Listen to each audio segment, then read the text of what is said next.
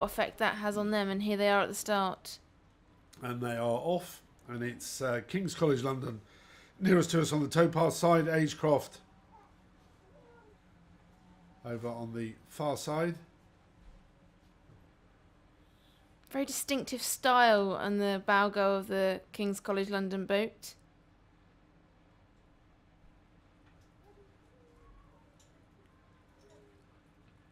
And it's looking pretty level as they're coming up to the end of the island. But camera angles can be deceptive, so I'm not...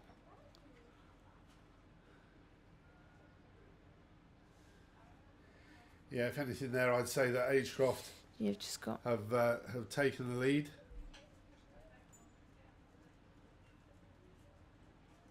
Looks as if they've just found their race rhythm a little bit quicker than King's College London.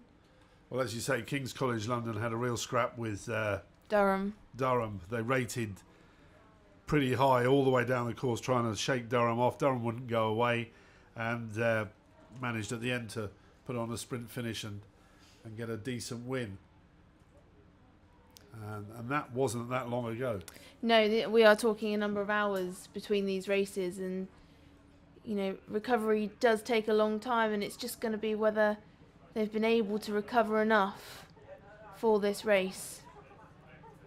Well, Agecroft has obviously sensed if they get out in front, get a lead, and then really make Kings work for this. But they're tough, and they're not going to go away. They're hanging on there. The Cox is talking to them all the time. They're still in touch. But it's Agecroft that, as they pass us, have a lead of about a length.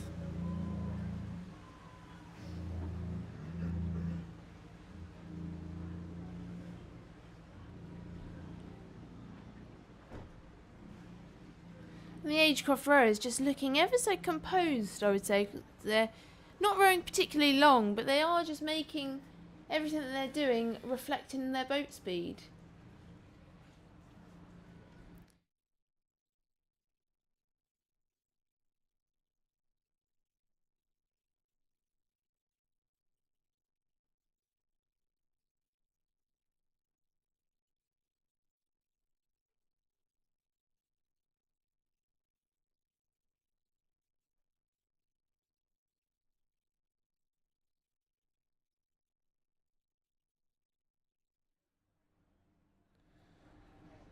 So the development fours race beginning to unravel now, and it's Agecroft. These are very much development rows, new to the sport, and I think somebody was telling me earlier that they had to produce some sort of evidence or log that they were new to it.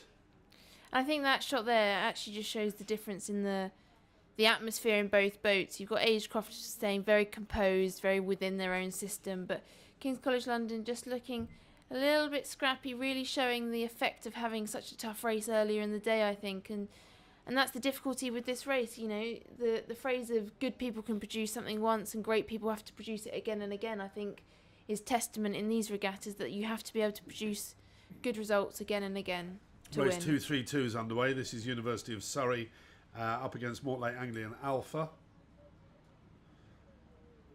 Surrey nearest to us on the Berkshire station. Mortlake on the far side.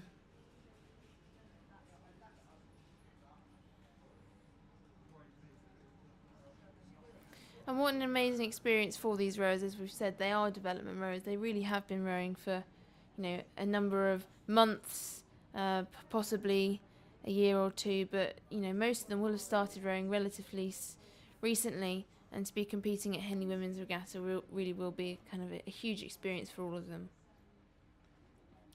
Yeah, and it's a very good race developing here. They're both keeping the rate high. And if anything, it's University of Surrey that have a lead, but not by much. over Mortlake. It's looking like Mortlake are wearing slightly longer, I would say. They're really just squeezing out those finishes.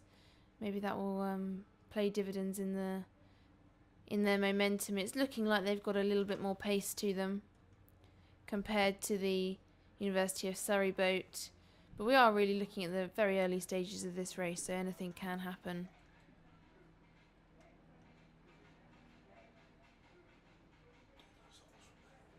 So we've got some results from the Championship Cox's Fours, starting with race 2-2-3. Oxford Brookes University Boat Club were superior to Yale University B, Cox's 4, with a result of 1 3/4 length and a time of 5:04.20. Race 2-2-4, University of London Boat Club proceeded over the French club from Aveyron Glenobolis Club by 1 length and a time of 5:13.43. I apologise for any, not any mispronunciation, the mispronunciation of that. Race 2-2-5, Molesey Boat Club beat Edinburgh University Boat Club by 1 length and a time of 4:59.83. Race 2-2-6 was a win for... I mean, we've got a win for Cambridge there, but they hit the booms. Yeah, I don't think that's right. I think we've got a bit of an error here. That. We will recheck that and get back to you for those results. Meanwhile, let's have a look at what's happening here on the course.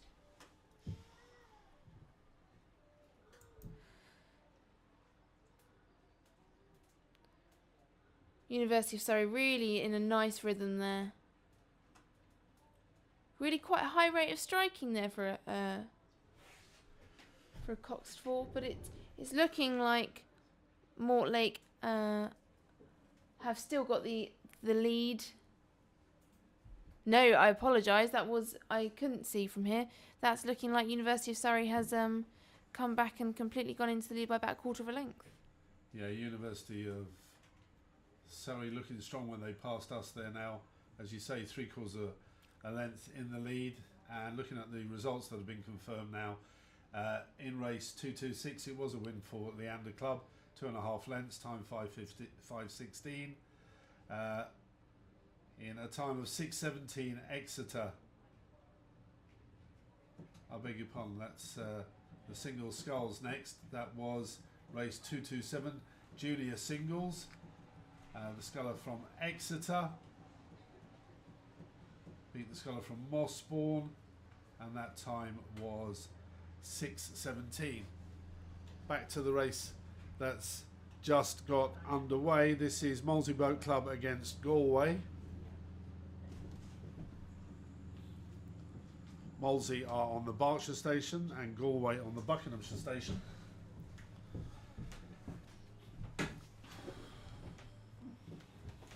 So it looks like University of Surrey have kept their lead over Mortlake as that race is coming to its conclusion. Top of your screen.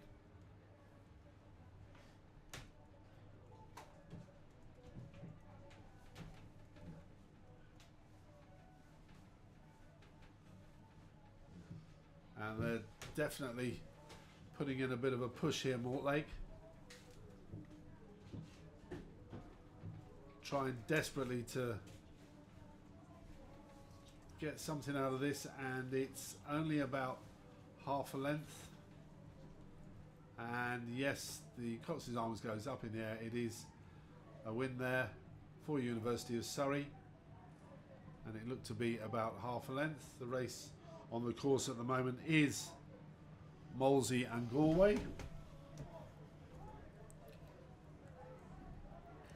And these are two development 4/8s with Galway looking very tidy and in the lead over Molesey, but Molesey not giving up. They're fighting on. It's a very, very close race, which is always exciting.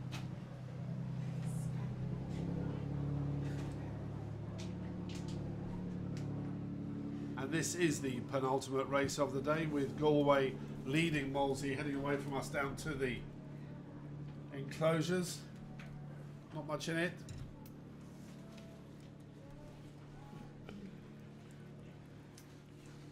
And this Galway crew won Best Overall College at the Irish University Championships, so it's great to see them over here racing at Henley Women's.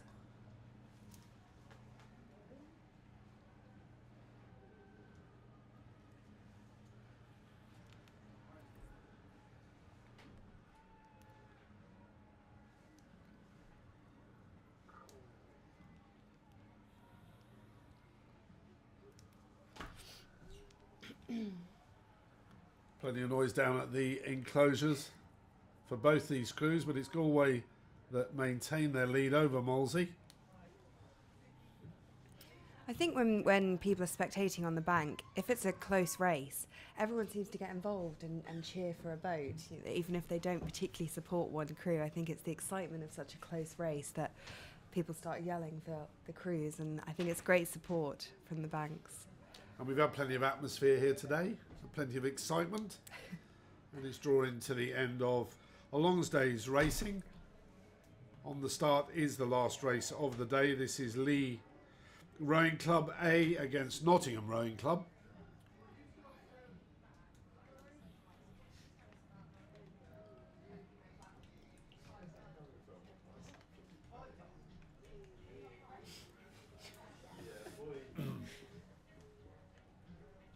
And we have one of Hobbs's pleasure boats, the New Orleans, pumping out some banging tunes, as Tom explains. I can't believe you just used that phrase, Yeah. Martin. Being a student. And there we have Galway moving ahead now. Clearwater.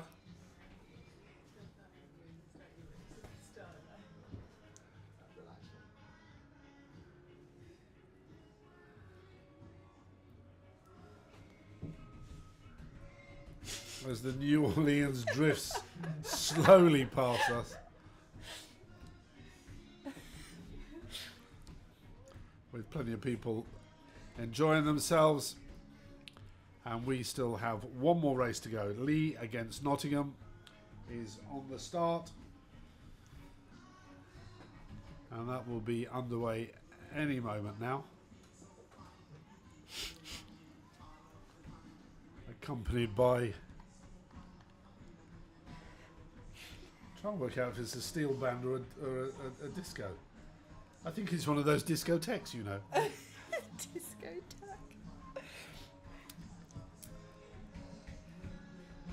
And you can see on your and screen there's now. Galway there sprinting towards the finish. Took the words right out of my mouth. And their job done. They're through to tomorrow. And they will meet in the semi-final. The winner of the next race, which is Lee and Nottingham.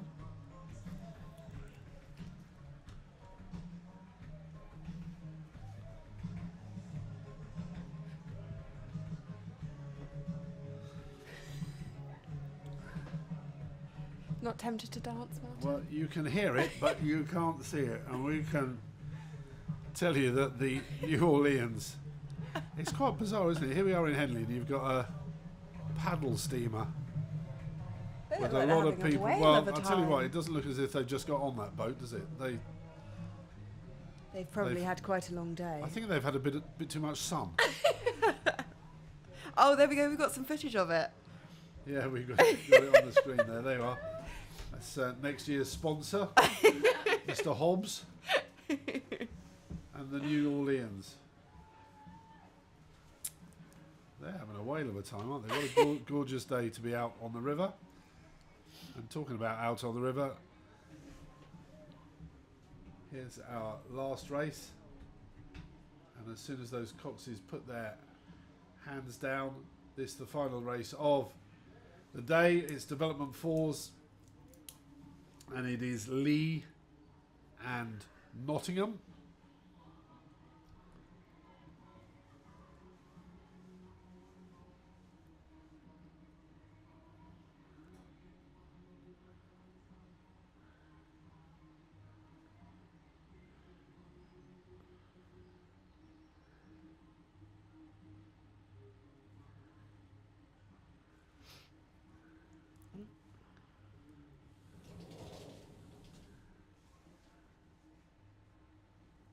The umpire just doing the roll call.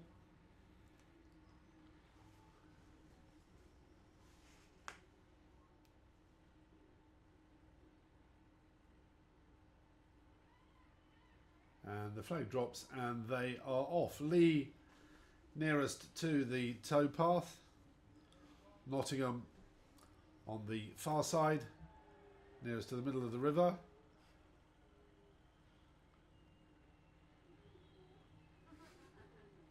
And it's the Lee with the better start. They've got a lead of about half a length. And if they're very, very lucky, they will be serenaded by the disco boat. The race is on whether these can get to the top of the island before the New Orleans paddle steamer clears the island, and I think the paddle steamer is going to win this. And the race to the top of the island is probably going to be won by the Lee. They're about 3/4 of a length ahead of Nottingham. And as I was saying to Tom earlier, it's such fantastic conditions, and we're so lucky because sometimes you find that if there's a strong crosswind, crews are blown into the booms when they come to the end of the island, which I don't. Any of the races that I've commented on today, we haven't seen that happen. Actually, that's a lie. We had that with Cambridge, but I don't think that was due to the wind.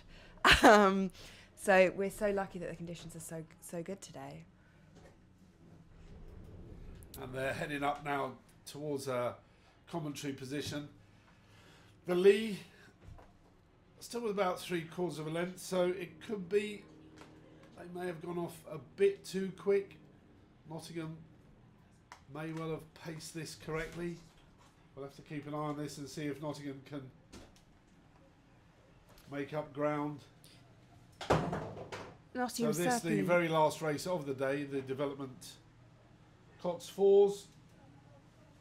Nottingham certainly don't look to be backing off there. They're giving Lee a good chase down the course.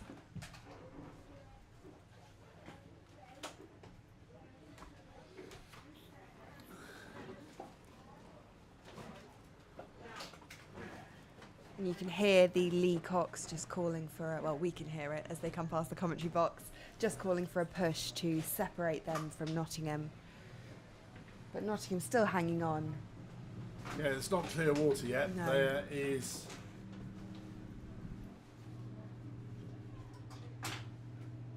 probably just a slight overlap as they head away from us down towards the enclosures. Both crews looking very tidy. So it is just a matter of laying down the power now for Nottingham to chase down Lee.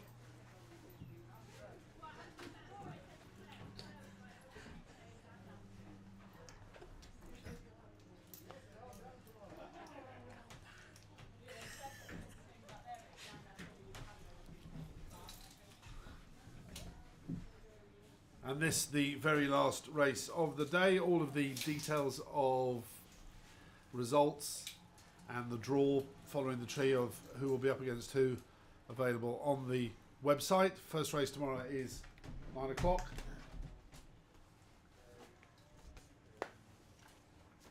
As we watch the Lee powering home here, trying to put a distance between themselves and the chasing crew, which is Nottingham.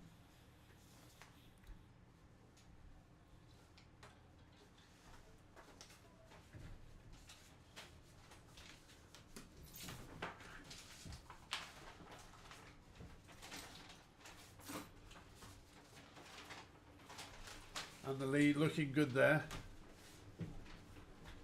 as they move away from the boating areas down towards Upper Thames and the finish line.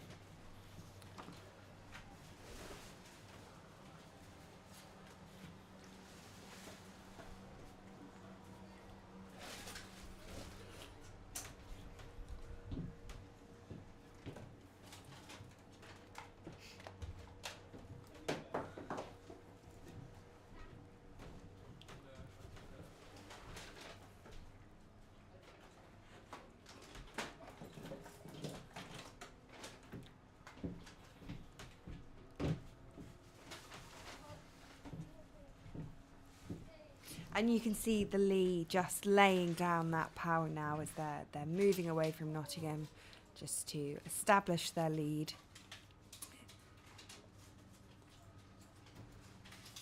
I think it's probably a confidence thing for them as well, that the bigger the lead they can have over Nottingham at the finish, you know, the better for them when they go into their races tomorrow. They've got that psychological benefit that they know that they've led the crew that they raced yesterday by however much.